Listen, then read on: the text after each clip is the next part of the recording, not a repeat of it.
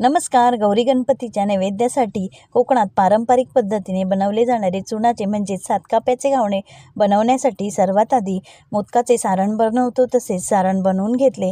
नंतर 1 वाटी तांदळाचे पीठ घेऊन त्यामध्ये 1 वाटी पाणी घालून हळूहळू गुठळ्या मोडून घेतल्या. नंतर अजून 1 वाटी पाणी घालून सर्व गुठळ्या मोडून पीठ तयार करून घेतले. चवीपुरते मीठ घालून परत एकदा छोट्या पेल्याने पीठ तळापासून ढवळून घेतले. गॅसवर भिडे ठेवून तेल लावून कडकडीत गरम झाल्यावर पीठ ढवळून भिड्यावर घावण घालून घेतला. अर्ध्या मिनिटासाठी झाकण ठेवले. झाकण काढून घावण सुकल्यावर अर्ध्या बाजूला तयार करून घेतलेले सारण पसरवून घेतले. मधून घावण दुमडून दुसऱ्या बाजूला तेल लावून गॅस मोठा करून अर्ध्या भागात घावण घालून झाल्यावर गॅस कमी केला.